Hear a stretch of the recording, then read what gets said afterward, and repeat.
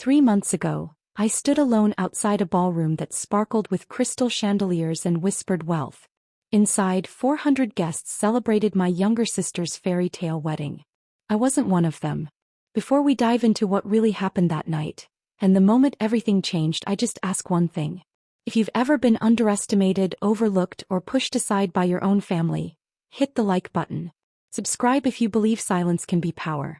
And if you know someone who's ever been told they weren't enough, share this with them. Because sometimes the best revenge is becoming everything they said you couldn't be. I wasn't on the guest list. That night, I left an unassuming white envelope at the check-in table. No frills, no ribbon. Just paper and ink. But it would cost my sister more than any gift she'd unwrapped that night. It would take from her the one thing she valued most: status. And in return it would force our entire family to question everything they thought they knew about success. My name isn't important, not yet. What matters is this: I was the older sister who never quite measured up. Not to their standards. Not to hers. And certainly not to the kind of success that could be filtered through Instagram stories or toasted over champagne. That night changed everything. The Langston Grand Hotel looked like something out of a movie. Marble floors gleaming beneath candlelight. A string quartet playing softly inside. I watched it all from the periphery, heels planted on cool stone, heart somewhere between fury and heartbreak. I didn't crash the wedding. I gave her a gift. She just didn't realize it yet. The Langston Grand was draped in elegance. Polished silver, cascading orchids, servers in white gloves. But to me it felt cold. Distant. Alana had spent 2 years planning this wedding. She'd curated every detail with surgical precision, from the color of the champagne flutes to the exact shade of blush in the centerpieces. It wasn't just an event, it was her public coronation. Her way of showing the world she'd arrived. I wore a sleek black wrap dress, understated but elegant. It had cost me nearly $200, more than I typically spent on clothes. But tonight felt different. Or at least it was supposed to. I approached the check-in desk with calm confidence. The woman behind it wore a polite, southern smile and a discreet headset. "Name, please." I replied, "Danielle Hart." She scanned the tablet. Swipe. A tiny crease formed between her brows. "Could you spell that?" I did. Foley. A silence stretched. She smiled again, more carefully this time. "I'm so sorry, Ms. Hart. I'm not seeing you listed. Are you perhaps someone's plus one?" "No," I said, already pulling up my confirmation email. I RSVP'd in March. It should say confirmed for one. But deep down I already knew. This wasn't a mistake. The check-in woman bit her lip, eyes flicking between her screen and my phone. "Let me check with the coordinator," she murmured. I stepped aside, phone in hand, and dialed my sister. She answered on the third ring, her voice light and hurried. "Danielle? I'm literally about to walk down the aisle. What's wrong?" I took a steady breath. "They don't have me on the guest list." There was a pause, not the confused kind but the deliberate kind. A pause that slices. "Oh, that. You didn't actually think you'd be attending, did you?"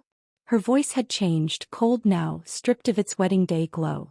"I'm your sister," I said quietly. "You sent me an invitation." That was before Ethan's investors confirmed.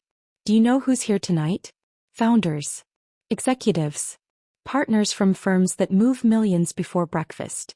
We can't have someone who's still figuring things out in real estate hovering near the CEO table talking about duplexes and open houses.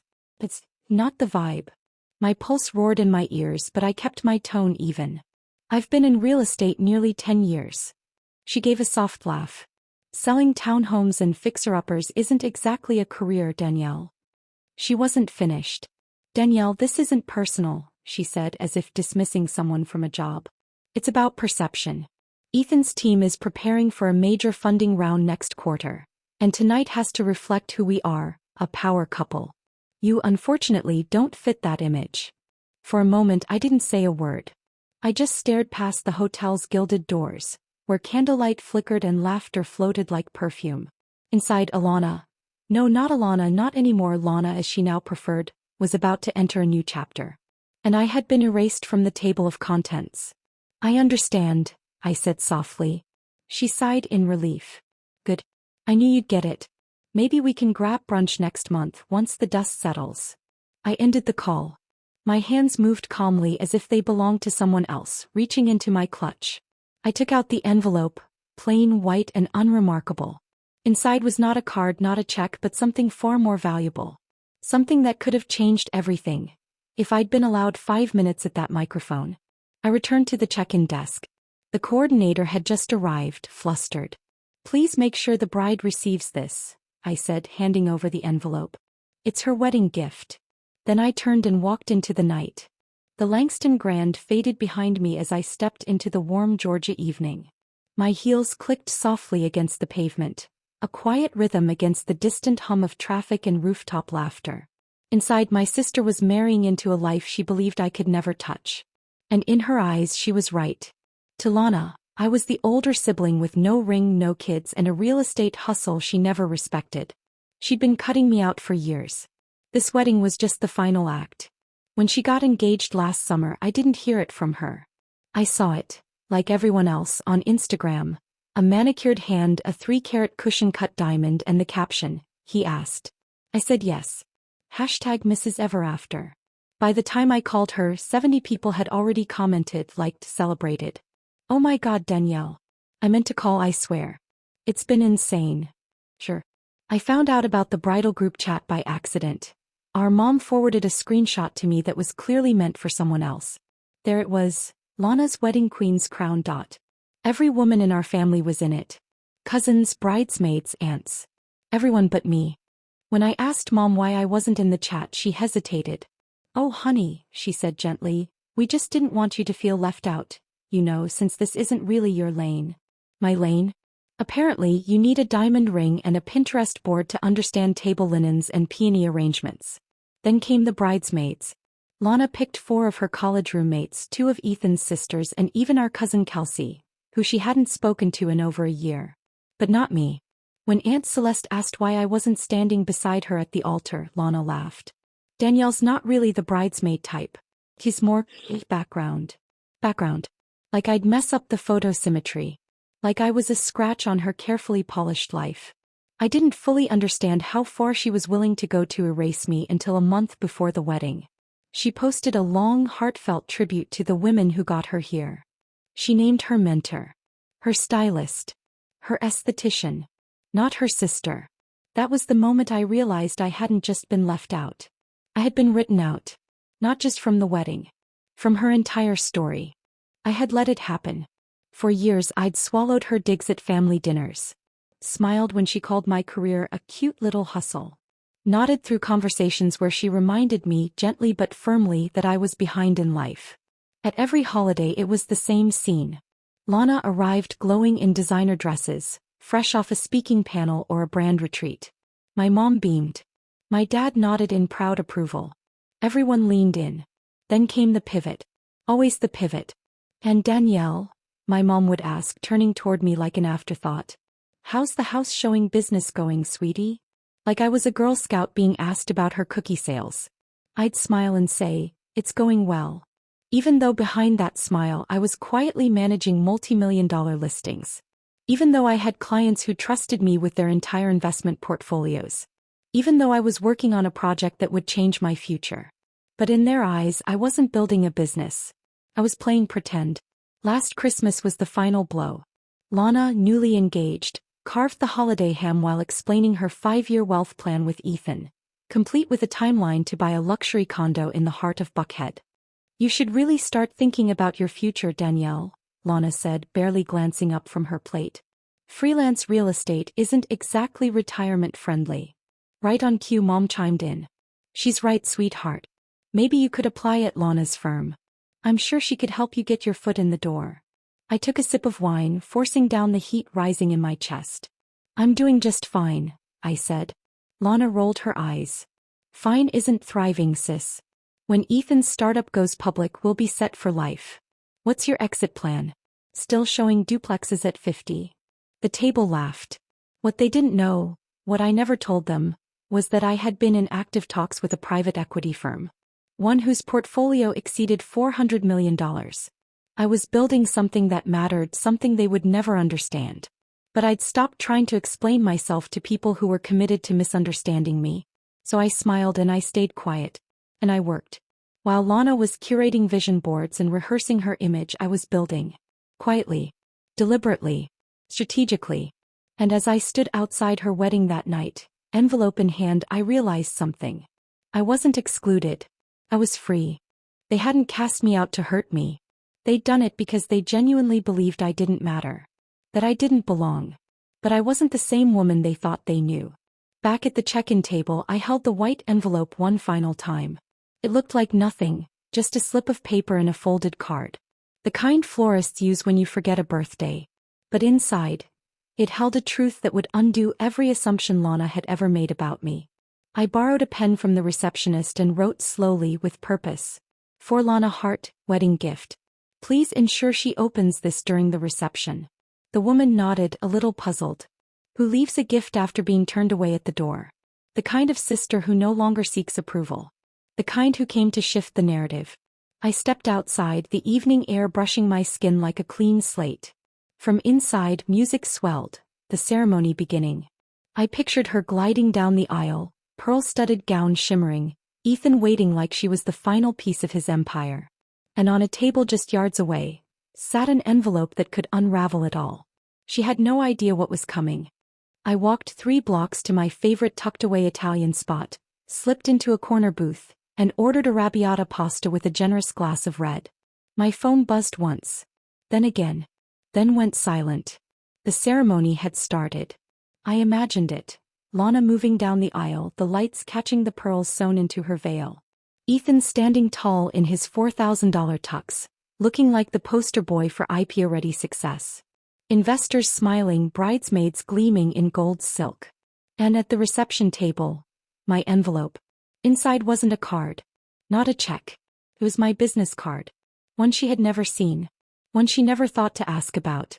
The one that read, Danielle Hart, Senior Director of Strategic Acquisitions. Northcrest Equity Group. 6 months. That's how long it had taken to land the position. 6 months of interviews, board meetings, red-eye flights to Chicago. Northcrest, one of the largest real estate investment firms in the Midwest, had offered me the kind of seat at the table most people don't even get to dream about.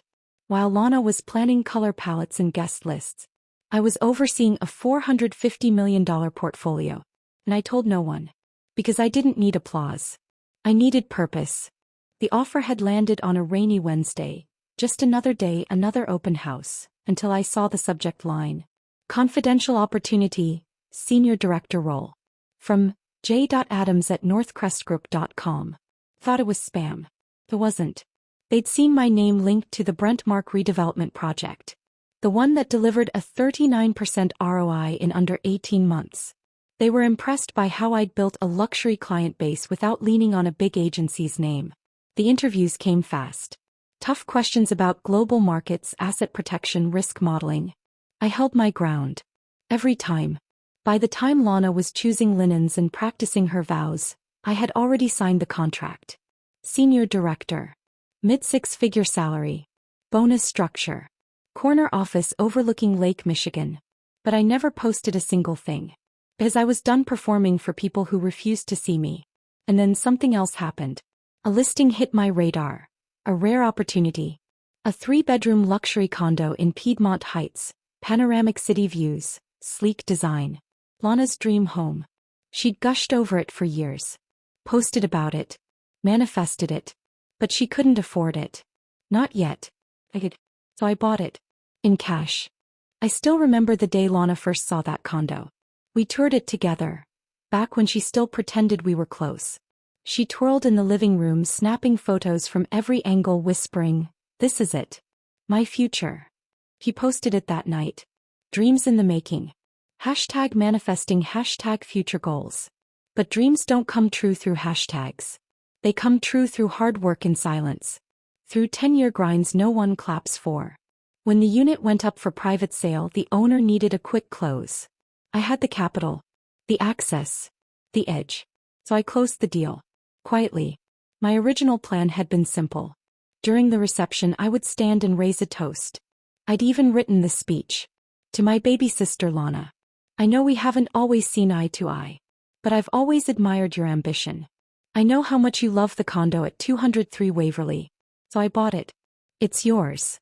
That was supposed to be my gift. But there was no toast. No seat. No microphone. Just a plain envelope. And the knowledge that the dream she believed I could never touch was already mine. And soon it wouldn't be hers either. I was halfway through my pasta when my phone began to light up. One buzz, then two, then a flood. 16 missed calls from Lana. 9 from Ethan. 12 from Mom. An unknown number again and again. Then the text. Tiana, what the hell is this? Is this real? Call me now. Please. You ruined her wedding day. Oh, Mom. I didn't ruin anything. I just handed my sister a mirror. What happened next spread fast. My cousin Maya, who stayed for the entire reception, gave me the rundown. Lana had opened the envelope during cocktail hour, surrounded by Ethan's partners and their plus ones. Expecting a sentimental note or maybe a small check, she pulled out my business card instead. She laughed. Thought it was a prank. Until someone, one of Ethan's top investors, looked over her shoulder and froze. He took out his phone. Googled me. Clicked the first article.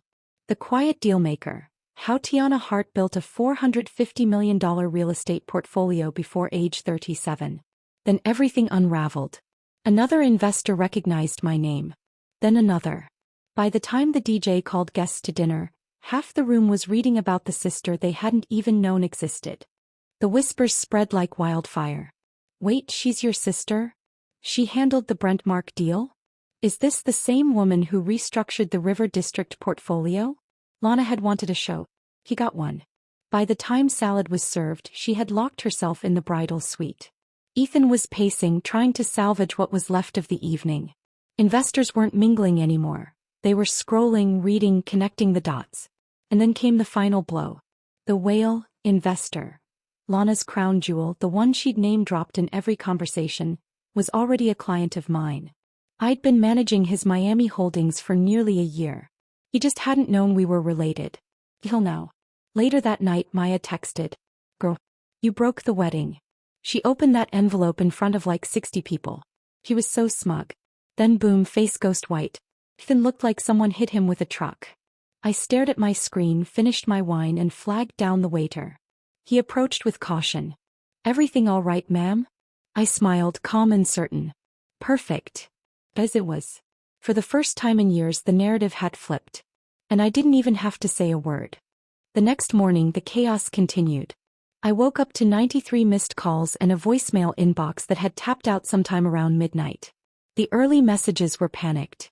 Lana's voice cracked through the static. "Tana, what is this? Senior Director? At Northcrest? This isn't real, is it? Please call me." Ethan tried to sound composed. "We need to talk." Pause, shaken. "Some of the investors are asking questions. You should clarify things." Then came Mom. "Tiana Camille Hart, what on earth have you done? You embarrassed your sister in front of everyone. This is not how family acts." But I hadn't embarrassed anyone. They just didn't know what it looked like when the forgotten one stopped hiding.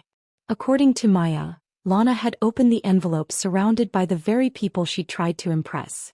They expected a check. Instead they got a name. My name. And a title that dismantled every judgment they'd ever made about me. The silence that followed wasn't awkward, it was seismic. That envelope didn't ruin her wedding. It revealed it. The whole event had been a performance. But when the curtain fell, the real star wasn't the one in the pearl-covered gown. And the stage lights were no longer pointed at Lana. Just days before the wedding, I'd finalized the paperwork for the Piedmont Heights condo, her someday dream. But I didn't buy it to keep. I'd already moved beyond proving things to people like her. Instead, I quietly partnered with the Women's Housing Foundation of Georgia. That $3.1 million luxury condo?